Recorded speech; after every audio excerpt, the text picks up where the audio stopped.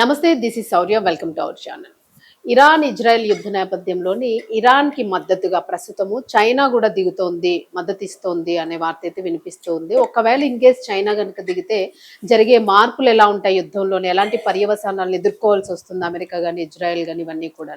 So ఈ details అన్ని కనుక్కుందాం. మనతో పాటు సీనియర్ జర్నలిస్ట్ దాము బాలాజీ గారు ఉన్నారు, వారితో మాట్లాడారు. Depends upon the Trump's next move అండి. ఇప్పుడైతే ఖచ్చితంగా చైనా కూడా సీరియస్ వార్నింగ్ ఇచ్చిందని చెప్పొచ్చు. ఆ వార్నింగ్ ని అమెరికా ఏమాత్రం కేర్ చేయట్లేదని కూడా చెప్పొచ్చు. సో మనకి 8వ తేదీ నుంచి సీజ్ ఫైర్ మొదలైంది, 2 వారాలు అన్నారు. సో 1 వారం కూడా కంప్లీట్ కాకముందే చర్చలు 1 డేలోనే చర్చలు ఫెయిల్ అయినట్టుగా, చర్చలు ఫెయిల్ అయినాయని ఓపెన్ గా ప్రకటించలేదు కానీ చర్చలు అయితే ప్రతిష్టంభన ఏర్పడినట్టుగా, స్టేల్మేట్ ఏర్పడినట్టుగా అయితే చెప్పారు. ఎందుకంటే పాకిస్తాన్ నుంచి ముందుగా జేడి వ్యాన్స్ బ్యాచ్ వచ్చేసారు, దాని తర్వాత ఇరాన్ వాళ్ళు కూడా వచ్చేసారు. సో పాకిస్తాన్ లో చర్చలు అయితే అనుకున్నట్టుగా ముందుకు వెళ్ళలేదు. మామూలుగా అయితే చర్చల్లో ఏం జరుగుతుందంటే ఫస్ట్ డే ఏ అంశాల మీద ముందుగా కొంతవరకైనా దగ్గర ఏకీభావం ఉంది, ఆ అంశాలను ఫస్ట్ ముందుగా పరిష్కరించుకుంటారు. కఠినమైన ఇష్యూస్ ని, విభేదాలు గట్టిగా ఉన్న ఇష్యూస్ ని తర్వాత పెట్టుకుంటారు. పట్టువిడుపులు ఉంటాయి. 2-3 రోజులు మినిమం చర్చలు జరగాలి. అవేం లేకుండా జేడి వ్యాన్స్ 21 గంటలు చర్చించాము, డజన్ సార్లు నేను ట్రంప్కు ఫోన్ చేశాను అని చెప్పి చర్చలు ఆపేశారు. దాని తర్వాత ఇరాన్ ఏం ప్రకటించిందంటే నిజానికి చర్చలు బాగా జరిగాయి బిగినింగ్లో. దాని తర్వాత అమెరికా మమ్మల్ని ప్రెజర్ చేయడం మొదలుపెట్టింది. ఆ ప్రెజర్ని మేము రిజెక్ట్ చేశాము. మీరు మమ్మల్ని ప్రెజర్ చేసి మమ్మల్ని ఏదో బలవంతంగా మీరు చెప్పిన దానికి ఒప్పిస్తే కుదరదు. మాకు మా దేశ ప్రయోజనాలు ముఖ్యం కాబట్టి మీరు ప్రెజర్ చేస్తే మేమేదో సరెండర్ అయిపోయి మీరు చేసింది ఒప్పుకోవాలా, మీరు చెప్పింది ఒప్పుకోవాలంటే కుదరదు అని మేము చెప్పాము. సో మ్యాక్సిమలిస్ట్, ప్రెజర్ అండ్ బ్లాకేడ్, ఈ 3 అప్పుడే చెప్పారు. వాళ్ళు బ్లాకేడ్ చేస్తామని బెదిరించారు అనేది ఇరాన్ చెప్తుంది. అంటే వాళ్ళకి ముందుగానే ప్లాన్ ఉంది, ఇది వీళ్ళు మనం చెప్పింది ఒప్పుకోరు కాబట్టి నెక్స్ట్ స్టెప్ బ్లాకేడ్కి వెళ్ళిపోదాం అని. అంటే చర్చలు కంప్లీట్గా ఫెయిల్ అయినాయి, సీజ్ ఫైర్ బ్రేక్ అయిందనేది చెప్పలేదు. అట్లాగే చర్చలు సక్సెస్ అయిందనేది కూడా ఎవరు చెప్పట్లేదు. మొత్తానికి ఏ పాయింట్లలో కనీసం ఏకీభావం ఉంది, ఏ పాయింట్లో లేదు అనేది కూడా ఎవరు డిక్లేర్ చేయలేదు. మామూలుగా అయితే ప్రధానంగా 2 విషయాలు. ఒకటి, హార్ముజ్ జలసంధిని ఫ్రీగా వదిలేయాలి, యుద్ధానికి ముందు ఎలా ఉందో అలా వదిలేయాలనేది నెంబర్ 1 కండిషన్. నెంబర్ 2, ఇది మన న్యూక్లియర్ వెపన్కి సంబంధించి weapon grade uranium files 400 kgs ఉన్నాయి, దాన్ని ధ్వంసం చేయాలి. అట్లాగే న్యూక్లియర్ ఎనర్జీ అనేది కంప్లీట్గా, యురేనియం అనేది కంప్లీట్గా ఆపేయాలి మీ దేశంలో. ఈ 2 ప్రధాన కండిషన్లు ఇరాన్కి సంబంధించి అమెరికా ఇరాన్ మీద పెట్టిన కండిషన్లు. ఇరాన్ ఏమో హార్ముజ్ మా కంట్రోల్లోనే ఉంటుంది, తర్వాత మేము ఇతర దేశాలలాగే మేము కూడా సివిల్ పర్పస్లకి యురేనియంని వాడతాము, అంటే న్యూక్లియర్ ఎలక్ట్రిసిటీ దానికి సంబంధించి మేము వాడతాము అని వీళ్ళు చెప్పారు. సో ఈ 2 కండిషన్లకి మధ్య గ్యాప్ వచ్చింది కాబట్టి వాళ్ళు వెళ్ళిపోయినప్పుడు ఇప్పుడు ఏం చేయాలి, ఇరాన్ని ఎలా తనకు అనుకూలంగా ఒప్పించాలనేది ట్రంప్కి అర్థం కావట్లేదు. అదేదో అంటారు కదా, పద్మవ్యూహంలోకి వెళ్ళడం తెలిస్తే చాలు, బయటకు కూడా రావాలని తెలియాలని.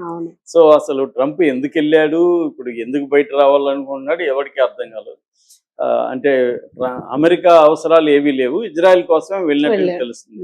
ఈ చర్చలు కూడా ఇప్పుడు ఇంకొక బాంబు కూడా పెంచాడు. అదేంటంటే ఏ రోజుకి ఆ రోజు మాకు జేడి వ్యాన్స్ నాతో మాట్లాడుతున్నాడు, మొత్తం రిపోర్ట్ ఇస్తున్నాడు అని చెప్తున్నాడు. అతనికి ఎందుకు జేడి వ్యాన్స్ ఇస్తాడు? జేడి వ్యాన్స్ అమెరికా వైస్ ప్రెసిడెంట్కి ఇవ్వాలి తప్ప ఇజ్రాయెల్ ప్రధానమంత్రికి ఎందుకు అప్డేట్ చేస్తూ ఉంటాడు, అతనికి ఏం పని అనేది ఇప్పుడు అందరికీ ఆశ్చర్యంగా ఉంది. ఎందుకంటే నెతన్యాహునే ప్రకటించాడు ఇది. సో అంటే క్లియర్గా ఏంటంటే చర్చల గైడెన్స్, చర్చలు ఎలా ముందుకెళ్ళాలి, ఏ పాయింట్ల మీద ఫోకస్ చేయాలనేది నెతన్యాహు గైడ్ చేస్తున్నాడు అనేది ఇక్కడ క్లియర్ గా అర్థమైపోయింది. సో నెతన్యాహు గైడ్ చేస్తే అది ఎప్పటికీ చర్చలు ముందుకెళ్ళవు. ఎందుకంటే నెతన్యాహుకి చర్చలు జరిగి శాంతి నెలకొనడం అనేది ఇష్టం లేదు.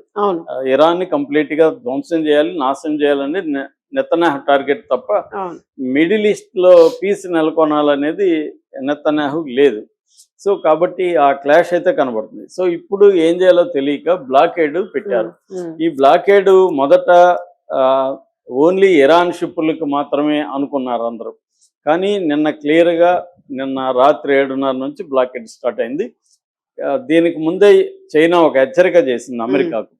అదేంటంటే దీని మీద మీరు వచ్చి ఇక్కడ బ్లాకెట్ చేయడం కరెక్ట్ కాదు, అది ఇరాన్కి సంబంధించిన అంశము, ఇరాన్ కోస్ట్లో ఉంటుంది, ఇరాన్ కోస్ట్లోకి మీరు వచ్చి దాన్ని బ్లాకెట్ చేయడం అంటే ఆ దేశ సార్వభౌమాధికారాన్ని బ్రేక్ చేయడమే, కాబట్టి అది చేయకండి. రెండోది, అదేమీ క్లోజ్ కాలేదు, షిప్పులు మాకు వస్తూనే ఉన్నాయి, చాలా దేశాలకు వెళ్తూనే ఉన్నాయి, సో మీరు ఇప్పుడు మా షిప్పులను అడ్డుకోకండి అనేది చైనా హెచ్చరించింది తీవ్రంగా. కానీ ఆ హెచ్చరికల్ని వీళ్ళు క్యారీ చేయట్లేదు, అమెరికా వాళ్ళు క్యారీ చేయకుండా ప్రతి షిప్ని మేము ఆపుతాం, ఒక్క షిప్ కూడా పోవడానికి లేదు, కంప్లీట్గా బ్లాకేడ్ మా కంట్రోల్లో ఉంటుందని దాదాపు 50 వార్షిప్లు, లేకపోతే యాంఫిబియస్ షిప్పులు, తర్వాత సబ్మెరైన్లు, ఫ్లైట్లు, హెలికాప్టర్లు ఇవన్నీ రంగంలోకి దించేసి అష్టదిగ్బంధనం అయితే చేసింది.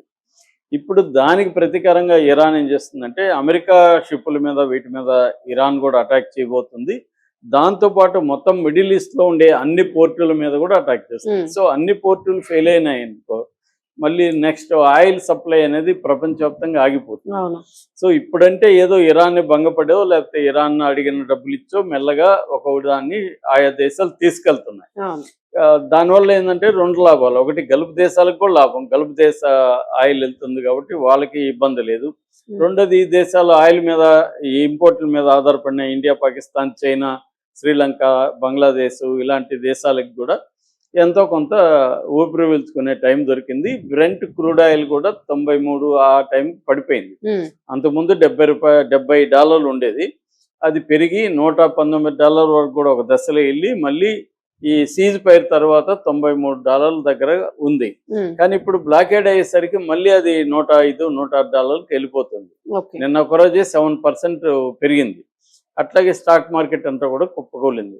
సో ఈ నేపథ్యంలో ట్రంప్ గాని ఇది ఆపితే చైనాకి పెద్ద దెబ్బ, ఎందుకంటే 70% ఆయిల్ ఇరాన్ నుంచి చైనానే తీసుకుంటుంది, అట్లాగే మిగతా గల్ఫ్ దేశాల నుంచి కూడా చైనా తీసుకుంటుంది. సో ఇప్పుడు చైనాకి ఏంటంటే ఇదంతా అసలు అమెరికా తీసుకొచ్చింది, అది కూడా నేను చైనా అసలు హార్మోజ్ మామూలుగా ఉండింది, ప్రపంచం మామూలుగా వ్యాపారాలు చేసుకుంటుంది, నువ్వు చేయడం వల్లనే కదా ఇదంతా ఆగింది, కాబట్టి ఇప్పుడు నువ్వు వెనక్కి వెళ్ళిపో, యుద్ధం ముందు ఆపేసేయండి అనేది చైనా చెప్పింది. కానీ వినట్లేదు. సో వినకుండా ఇప్పుడు ఇది ఏమవుతుందంటే ఇరాన్ మీద అమెరికా యుద్ధం చేస్తున్నట్టు కాదు, ఇది అన్ని దేశాల మీద చేస్తున్నట్టే, ఇండియా మీద చేస్తున్నట్టు, చైనా మీద చేస్తున్నట్టు. ఎందుకంటే ఆ షిప్పులను అడ్డుకోవడం అంటే అర్థమేమి, మా ఇంటర్నేషనల్ జలాలు అవి, ఇంటర్నేషనల్ జలాల్లో ఇండియన్ షిప్పుల్ని అడ్డుకుంటే ఇండియా మీద వార్ ప్రకటించినట్టే, చైనా షిప్పులను అడ్డుకుంటే చైనా మీద వార్, అదే అమెరికా షిప్పులను ఎవరైనా అడ్డుకుంటే గమ్మన ఉంటుందా, అమెరికా అటాక్ చేస్తుంది కదా. సో అదే మరి చైనా ఎందుకు చేయదు, ఖచ్చితంగా చైనా కూడా రేపు నా షిప్పుల్ని నువ్వు ఆర్డర్ చేసేదానికి వచ్చాయి అని చెప్పి చైనా అటాక్ చేసే అవకాశం ఉంది. సో ఇప్పుడు అది కానీ జరిగితే అది ప్రపంచ యుద్ధంగా మారిపోతుంది. చైనా చేస్తే అమెరికా ఎందుకు గమ్మ ఉంటుంది మళ్ళీ.